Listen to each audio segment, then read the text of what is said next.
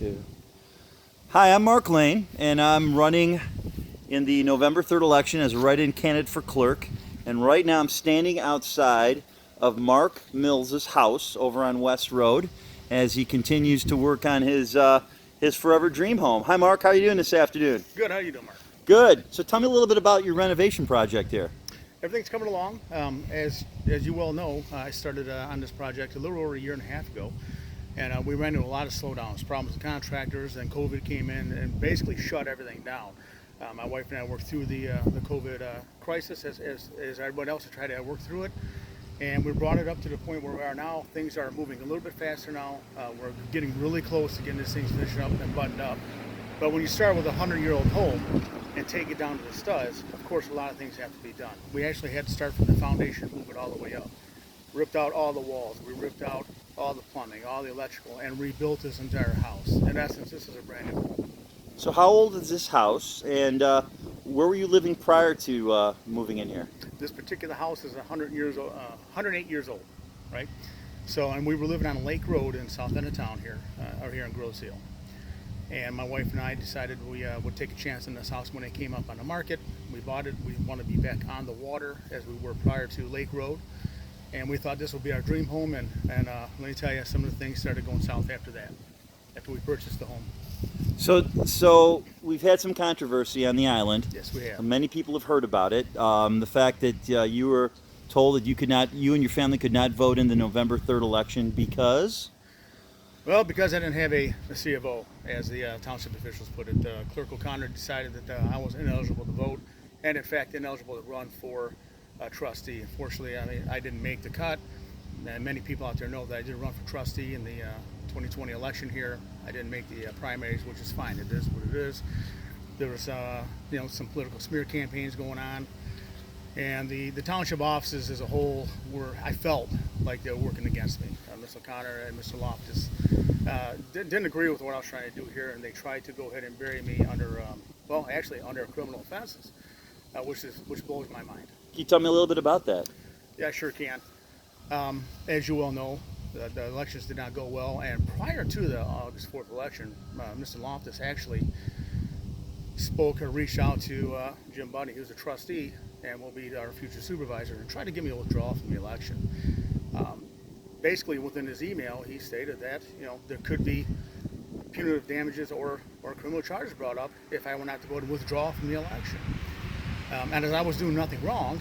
Why did they want you to withdraw from the election? What did they see, or what did they hear, or why were they coming up with this? Well, unfortunately, as some of you may know, I've been having some issues with my neighbors, unfortunately, and I believe they started a political smear campaign. That they also made an allegation that was not a resident of the island of Grosse.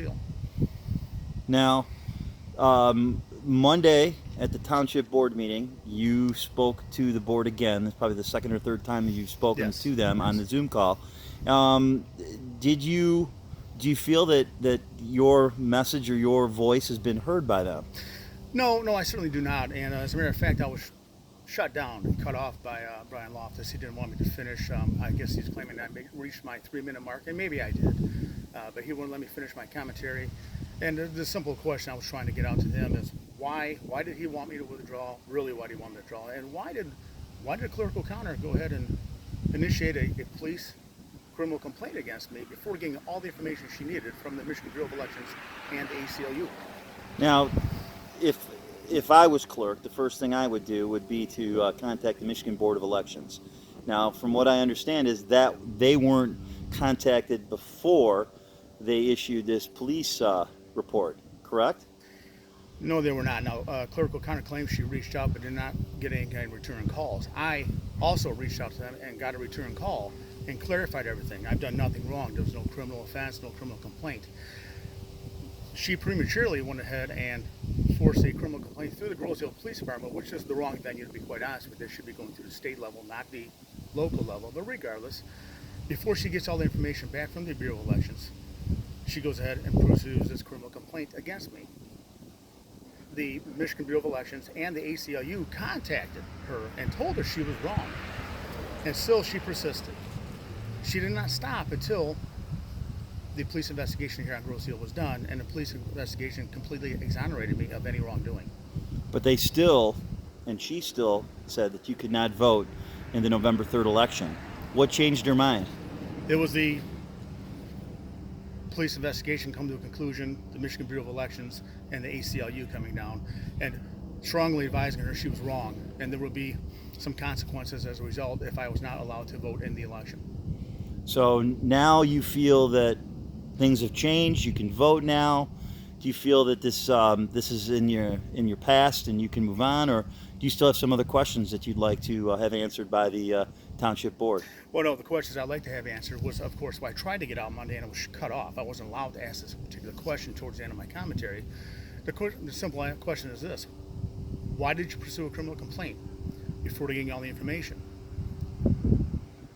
Why wouldn't you listen to the Michigan Bureau of Elections or the ACLU and simply avoid a lot of this controversy and drag in the police departments, who should have been brought into this to begin with? Well, you just retired. You were a 25-year police officer, the Westland Police, and you know you're there to protect and serve. Yes. My dad was a police officer for 30-some years in Dearborn.